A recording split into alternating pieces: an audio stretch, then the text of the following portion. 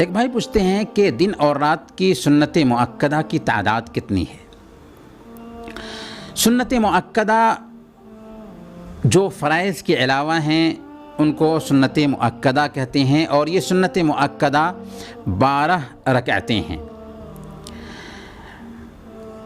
12 رکعت سنتوں کے بارے میں صحیح مسلم میں اللہ کے نبی صلی اللہ علیہ وسلم نے حضرت ام حبیبہ رضی اللہ تعالی عنہا کی روایت کے مطابق بیان فرمایا۔ وہ کہتی ہیں کہ میں نے اللہ کے نبی صلی اللہ علیہ وسلم کو فرماتے ہوئے سنا کہ ما من عبد مسلم يصلي لله كل يوم 12 ركعة تطوعا غير فريضة الا بنى الله له بهن بيتا في الجنة۔ جو بندہ دن اور رات میں 12 رکعت فرائض کے علاوہ سنتیں پڑھتا ہے، اللہ تعالیٰ اس کے لیے جنت میں گھر بناتا ہے۔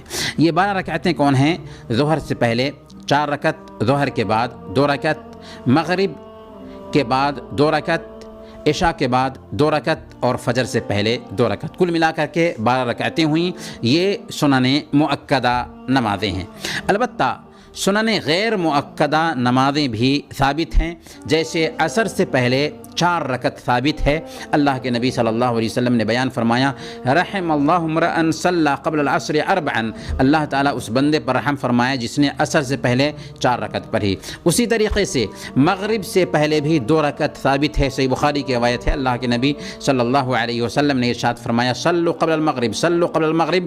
آخر میں آپ نے فرمایا لمن شاء کراہیۃ ان یتخذها الناس سنہ، کہ مغرب سے پہلے نماز پڑھو، مغرب سے نہ پہلے نماز پڑھو۔ پھر آپ نے فرمایا کہ جو چاہے کہ ایسا نہ ہو کہ لوگ عام سنن مؤکدہ میں اس کو شامل کر لیں۔ تو مغرب سے پہلے بھی 2 رکعت ثابت ہے، لیکن 12 رکعت سنن مؤکدہ ہیں جن کا اہتمام کرنے کی وجہ سے اللہ تعالی ہمارے لیے جنت میں گھر بناتا ہے۔